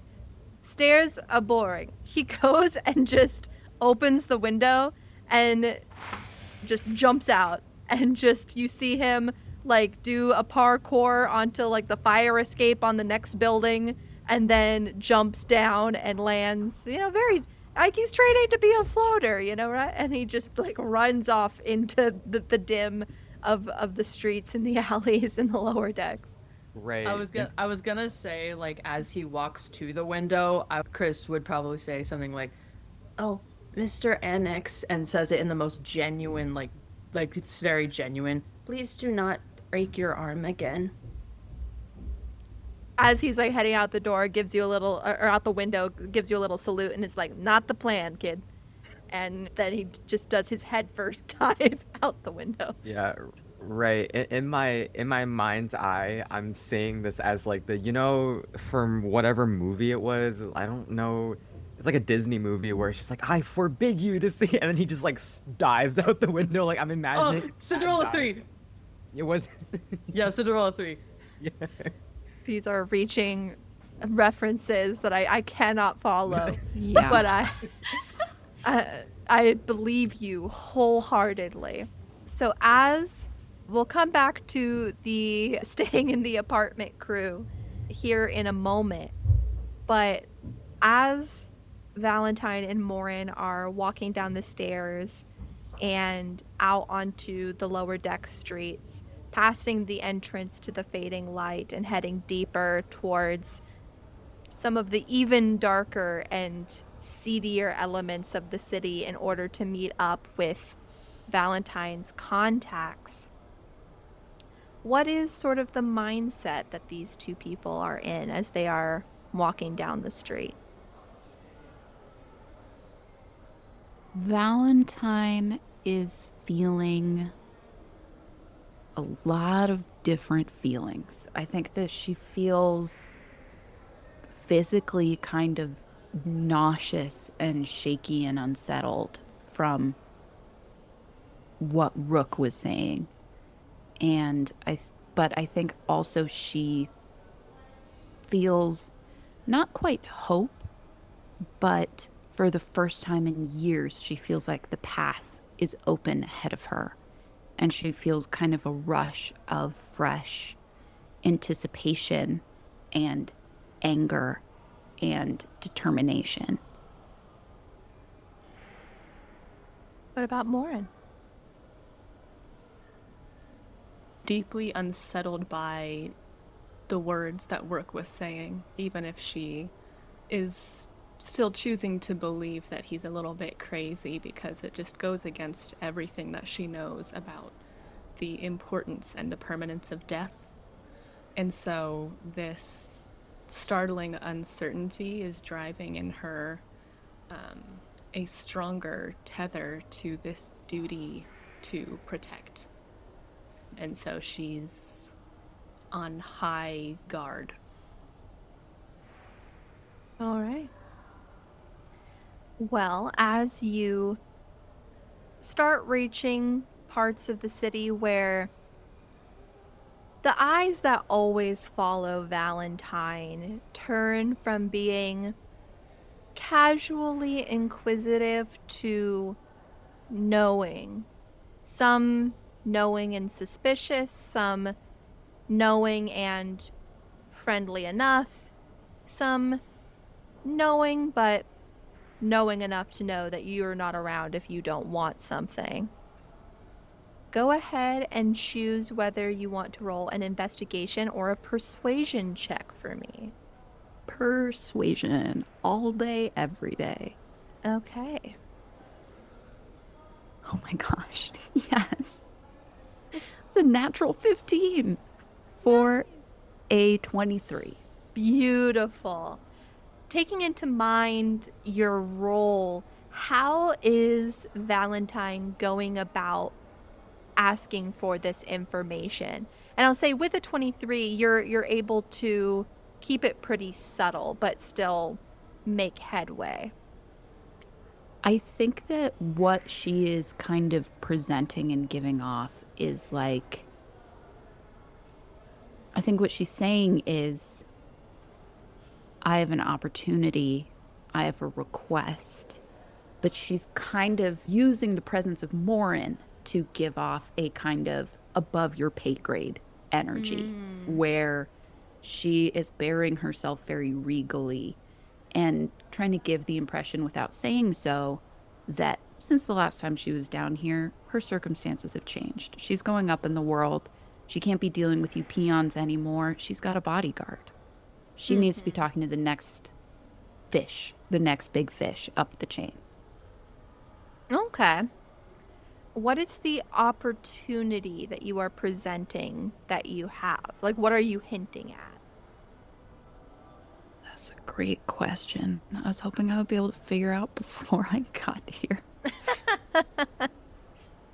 And I'll say, like, with your role, you're going to get traction, but I'm trying to decide, like, which direction to kind of send you.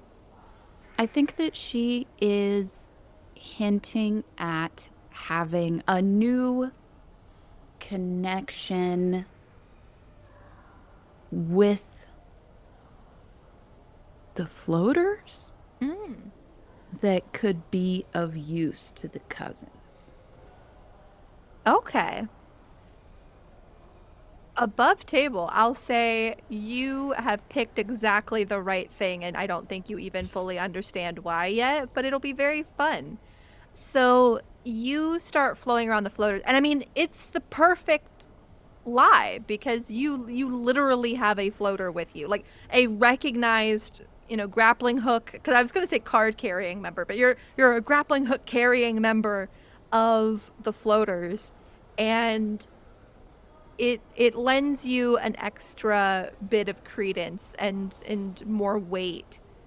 And you're asking around, and because you so perfectly accidentally nailed it on the head, you are basically told, in lieu of me having to create several like NPCs on the spot, but you are essentially told through different sources that there is someone in the cousins who in particular would be interested in speaking with floaters and opportunities having to do with floaters, but this individual would want to meet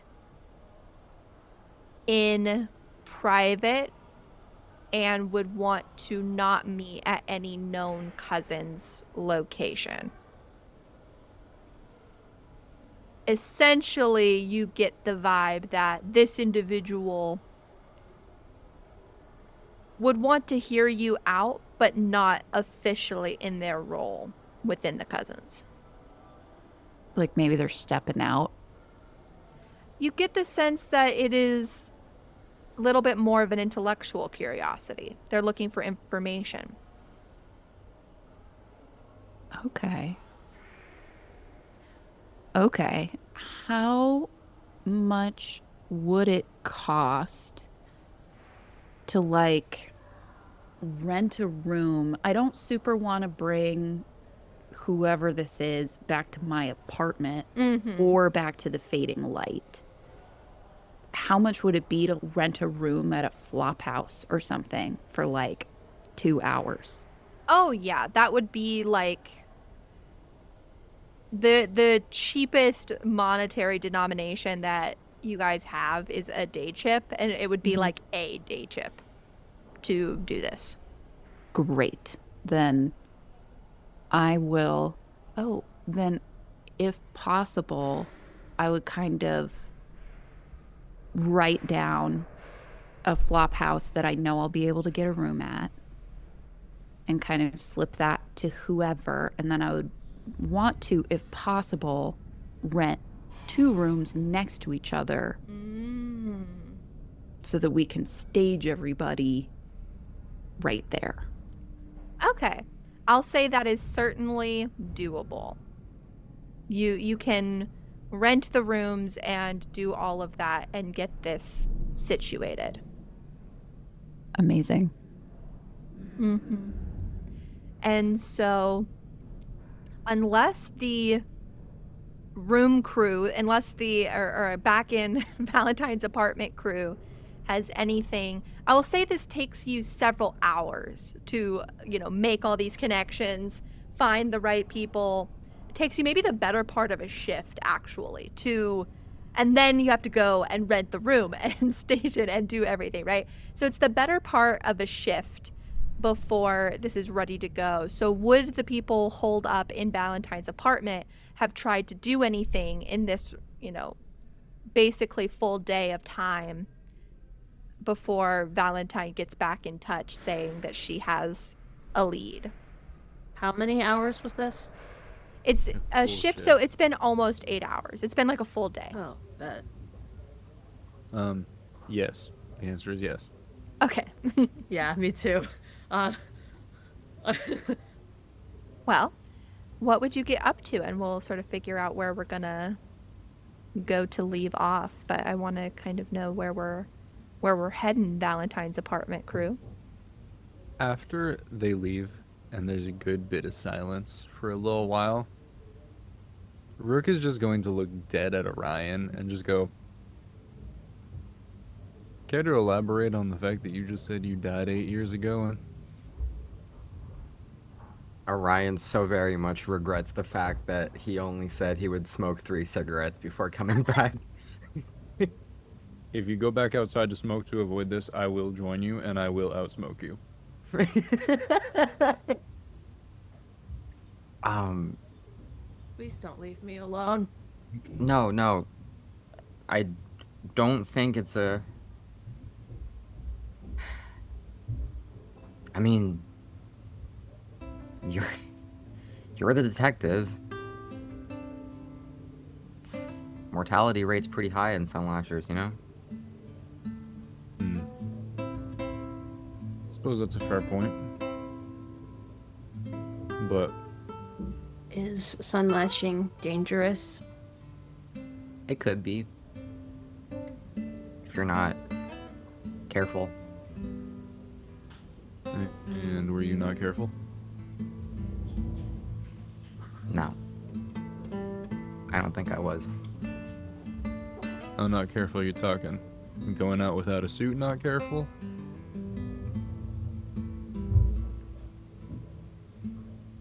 You know, I'm gonna say this to you because I don't know, might help you, all of us, get to the bottom of whatever is going on. Yeah, I died. Everyone who knows me back at the... Everyone who knows me... Oh my god, I'm so fired. Oh my god, I'm so fired. Everyone at work. I've been gone for so many shifts. They're Oh my... to set you on fire? No. I'm just... Oh my god, how many shifts have I missed? Rook, what time is it? Narrator, what time is it? This makes... Gosh, I have lost track a little bit, but I know that it has been at least 2 days at this point. Now, 3? Is it more like 3? Sweet God. Well, because like, I'm talking about like I know from it's been like 3 first... shifts at least. Mm-hmm. But Yeah, because it was like 3 shifts between meeting Ateria and Ateria being gone, which was a full day. And then I know that you slept overnight in Rook's not Rook's apartment, some Orion's apartment. And then there was like the investigation into Wrexham. And then now you've gone you're basically in the 6th shift of knowing each other. So you're nearing the end of day 2, I think, if I remember Ryan the is timeline. so God. fired. It's been 2 days?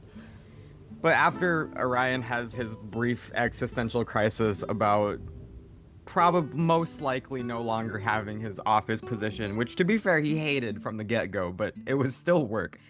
Listen, everybody back at work, you know, like, gosh, I'm sure if you look far back enough in the archives, they probably would have just logged me as another casualty, but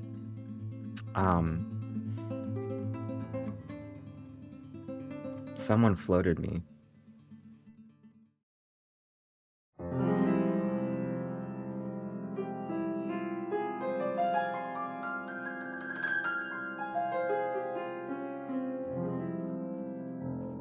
The Drifting City is a production of The Rolling Waves, a group of friends who wanted to make a creative project together. Your drifters are Lily Bell as Chrys, Aspen Langford as Morin, Porter Hurst as Orion, Victor Thorne as Rook, Marilyn David as Valentine, and Ray Hamilton as the narrator. Editing and sound design by everyone at The Rolling Waves. Episode titles and descriptions by everyone at The Rolling Waves. Music, sound effect, class, subclass, and other credits can be found in the episode description. Thank you for listening to our story. Sorry, I'm trying to stay in character, but I just keep thinking about Ryan and Morin trying to like lug the chest. Oh my god, dude, you're a genius! Sorry.